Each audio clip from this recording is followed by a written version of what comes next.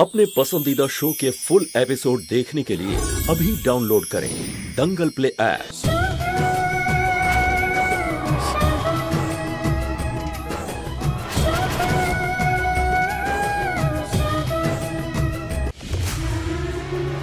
ঠাকুমা,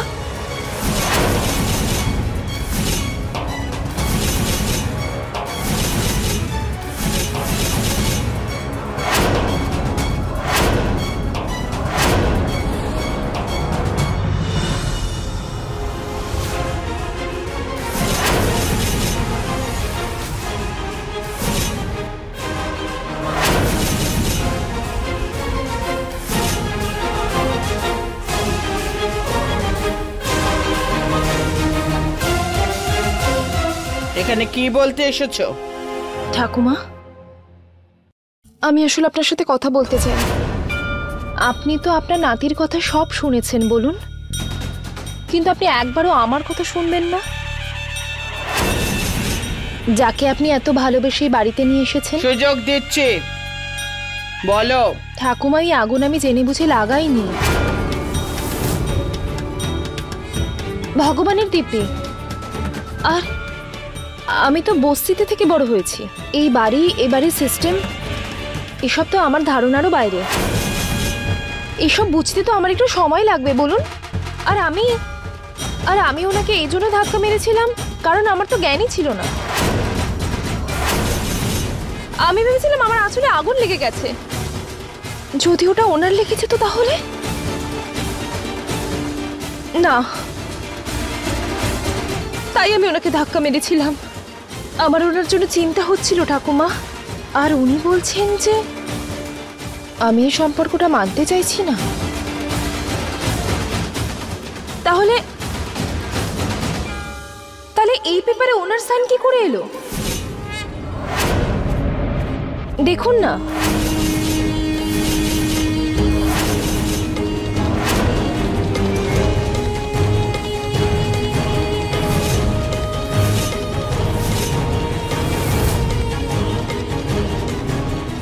উনি তো এই পেপারটা আমাকে সাইন করতে দিয়েছিলেন।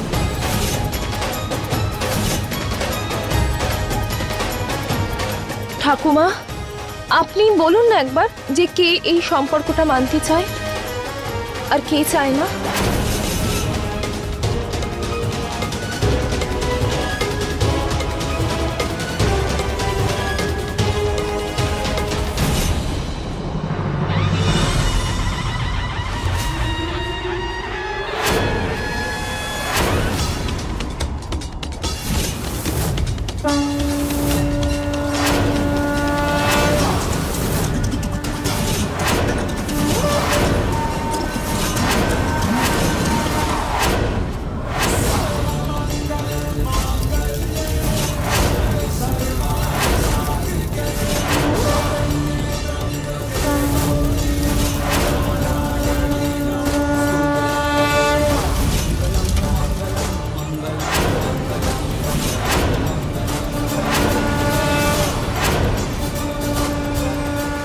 আগুন লাগানো শুধু আপনি নয়, আমিও জানি। এবার বোঝান নিজে ঠাকুমাকে এই পেপারের ব্যাপারটা কি। আমি তো ঘুমোতে চললাম। Good night.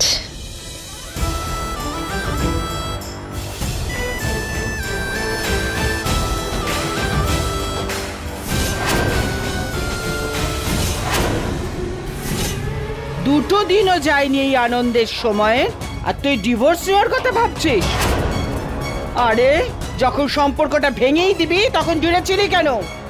কেন নষ্ট করলি এই মেয়েটার জীবন?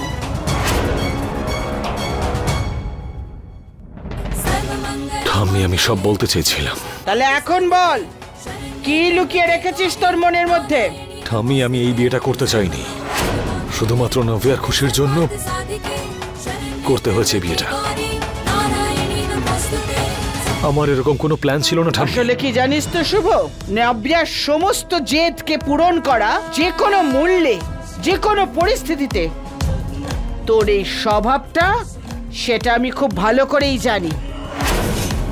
কিন্তু নব্যার জেদ পূরণ করার জন্য তুই সায়নীর ওপর যেটা করেছিস তার কি হবে? এবার আমি বলছি যে সম্পর্ক করেছো সেটা মেনে চলতে হবে। আমার সংস্কার আর আমার শিক্ষার দিকে কেউ আঙুল তুলুক সেটা আমি একদম মেনে নেব না, বুঝলে? শেষ সুযোগ দিচ্ছি, এবার যদি কোনো ভুল করো, যে আঙুল ধরে হাঁটতে শিখেছিলে না সেই আঙুল দিয়েই লটকে দেব তোমায়। ঠাম্মি, আমি সায়নীকে ভালো করতে হবে, যে কোনো অবস্থায়, যে কোনো পরিস্থিতিতে এই বিয়েটা টিকিয়ে রাখতে হবে।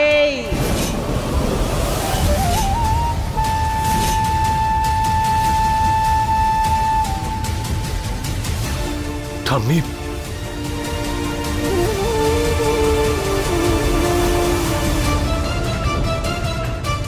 জীবনে শুধু একটা দিকেই আমরা প্রথম পদক্ষেপটা রাখতে পারি, এটুকুই শুধু মানুষের ইচ্ছেতে হয়। কিন্তু সেই পথ কোথায় যাবে, শেষে কি আছে, সে কৃষ্ণই ঠিক করে দেন। ঠিক সেই রকমই তোমার আর সায়নীর সম্পর্ক শ্রীকৃষ্ণের ইচ্ছে হয়েছে, তুমি কিছু করনি। এখন সায়নী তোমার জীবনের সব। ডিভোর্সের কথা তো তুমি ভুলেই যাও। এখন তোমাদের দুজনকে এই সম্পর্ক হাসি মুখে পালন করতে হবে, এটাই আমার আদেশ। রাধে রাধে।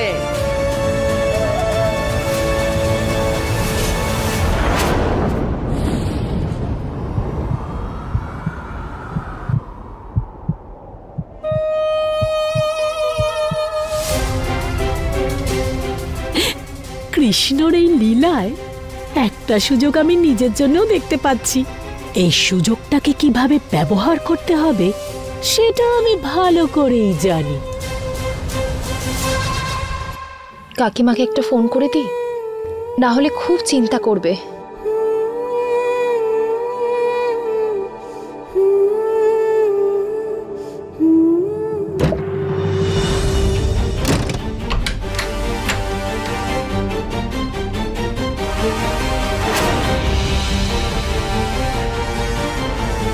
তুমি চাওটা কি? আজকে তুমি যেটা করেছো না সায়নী, তারপর আমাদের এই সম্পর্কটা আমার পক্ষে শেষ করাটা অসম্ভব হয়ে গেছে।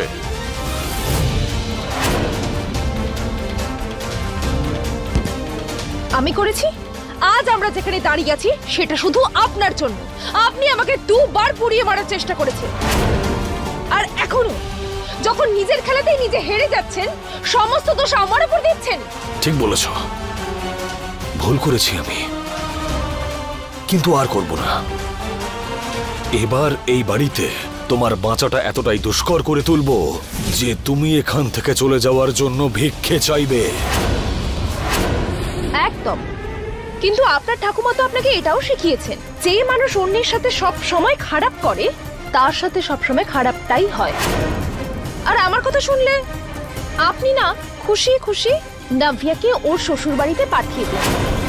আর ঠাকুমা চিন্তা একদম করবেন না, ওনার থেকে ক্ষমা আমি চাইয়ে দেব। আর তারপর আমিও খুশি খুশি এই বাড়ি থেকে আর আপনার জীবন থেকে চলে যাব। ডিল?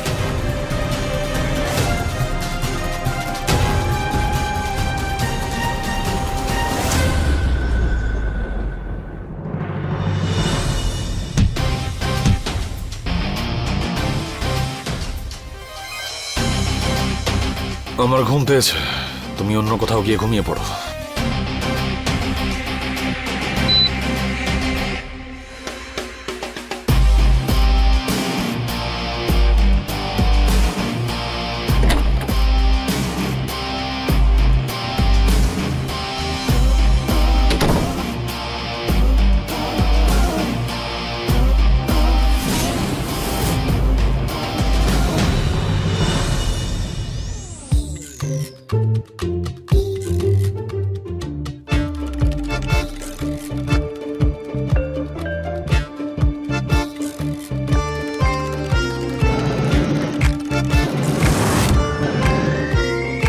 কেন আওয়াজ করছো এখানে?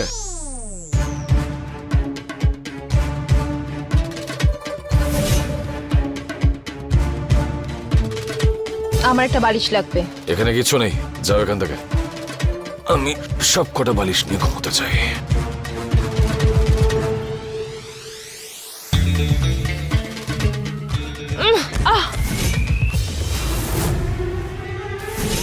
আরে আরে তুমি কি করছো? তোমার লাগেনি তো? উঠে এসো।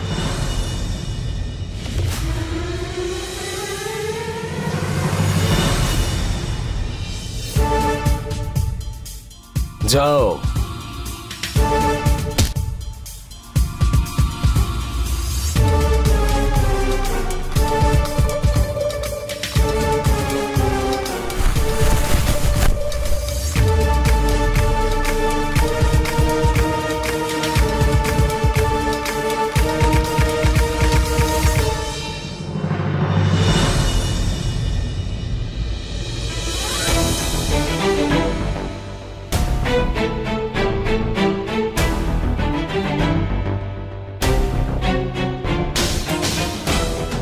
লিসেন, এসিটা বন্ধ করে দাও না প্লিজ। ঘরটা তো একদম কাশ্মীর হয়ে গেছে, ঠান্ডা লাগছে আমার। আমার গরম লাগছে, এসি বন্ধ হবে না। তোমার প্রবলেমটা কি বলো তো? কিছুক্ষণের জন্য যদি বন্ধ করে দাও তাহলে কি সমস্যা? যদি তোমার এত প্রবলেম থাকে তাহলে আমাদের বাড়িতে একটা বড় হল আছে, সেখানে যাও আর শুয়ে পড়ো। কেউ তোমাকে কিচ্ছু বলবে না। হাঁ করে দেখছো কি? তাকিয়ে থাকলে এসি বন্ধ করবো না আমি।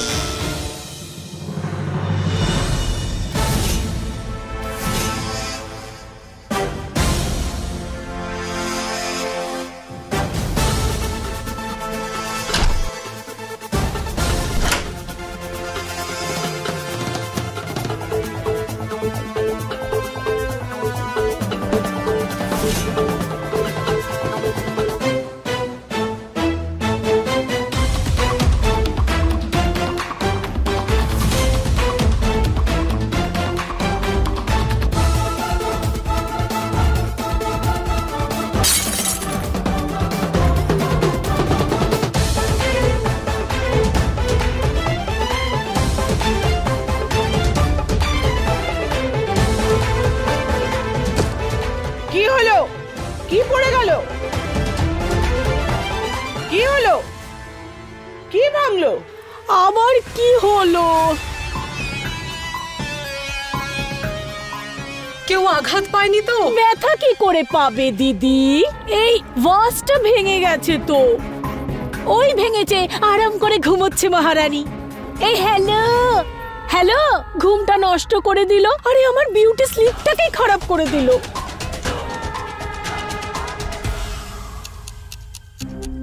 আই এম সরি,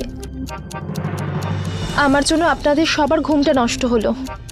এত চিৎকার করলে তো কুম্ভকর্ণ জেগে যাবে। আসলে ওটা আমি আসলে ঘুমের মধ্যে এসেছিলাম তো, ধাক্কা লেগে পড়ে গেল।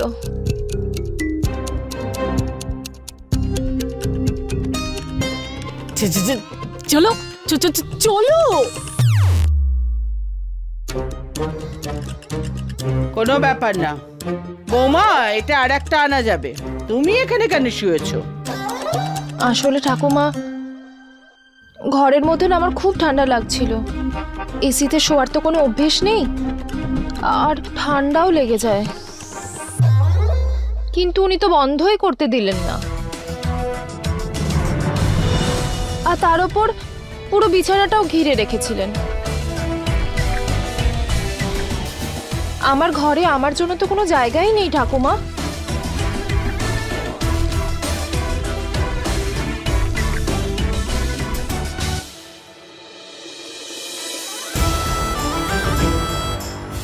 চলো আমার সঙ্গে।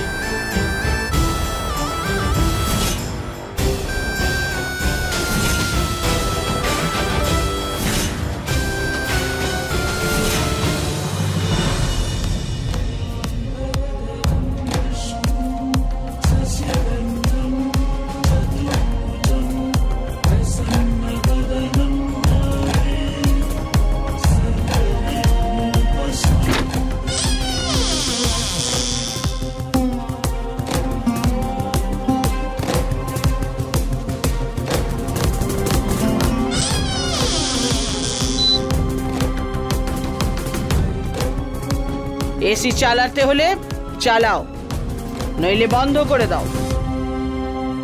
আর হ্যাঁ, মাটিতে শোয়ার কোনো প্রয়োজন নেই, বিছানার উপর আরাম করে শো।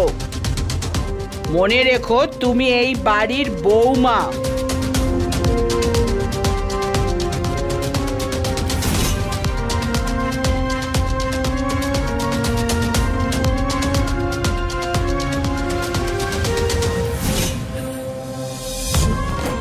ঘরের লক্ষ্মীকে কষ্ট দেওয়া কোনো ভালো কথা নয়। নিজেকে শুধরে নাও, নইলে আমি তোমাকে শুধরে দেব।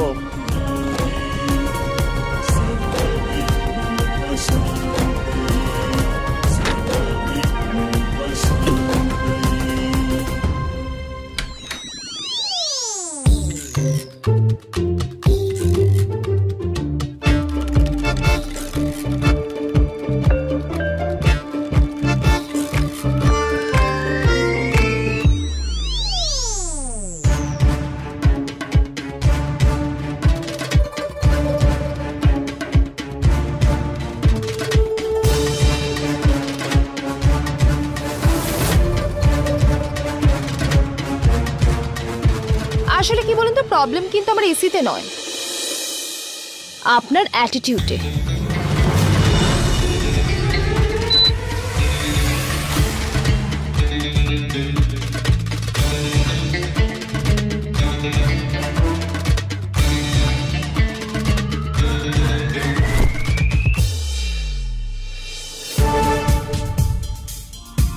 জায়গা খালি আছে, যদি মনে হয় তো।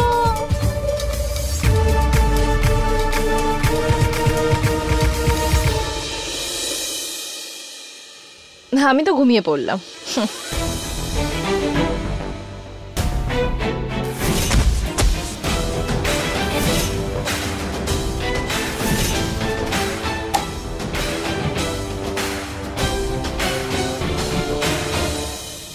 কি বলছো এসব?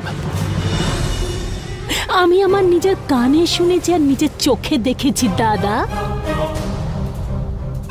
শুভ ঠাম্মার সঙ্গে কথা বলছিল, ও নিজেই ঠাম্মাকে বলল যে ও শগুনকে কোনো ভালোবাসে না আর ওর সঙ্গে কোনো সম্পর্ক রাখতে চায় না। দেখলে তো তুমি, আজ যদি ওর সম্ভব হতো হল ঘরে শোয়াতো। দেখলে তুমি। ঠিকই বলেছ। সেই জন্যই দাদা, লোহা গরম আছে, এবার হাতুড়ি মেরে দাও।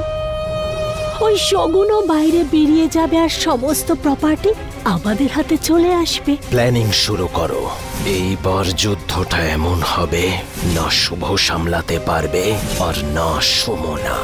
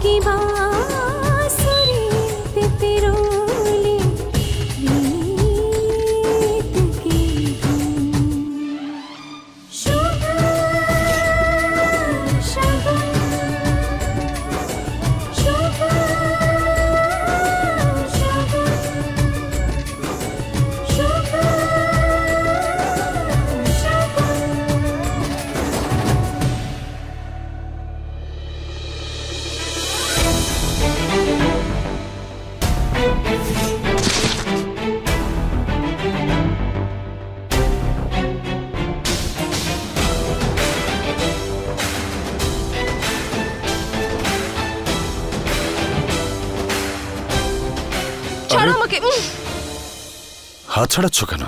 ফুলশয্যার রাতের পর স্ত্রী যদি স্বামীর থেকে দূরে চলে যায়, বিষয়টা ভালো দেখায় না।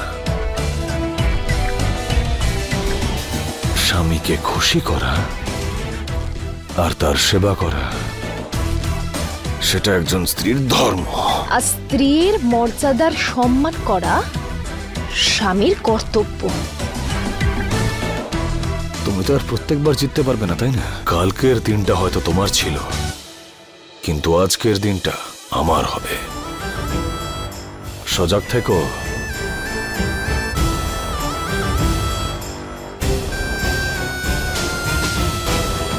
Good night.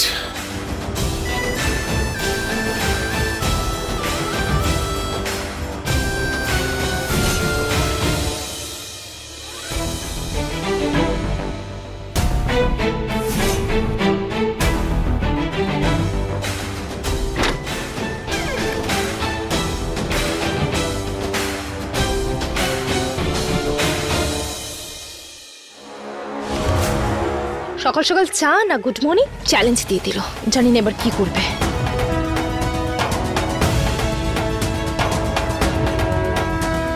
কিন্তু কোনো ব্যাপার নয় শুভ স্যার, আমি আপনার চ্যালেঞ্জকে অ্যাকসেপ্ট করছি।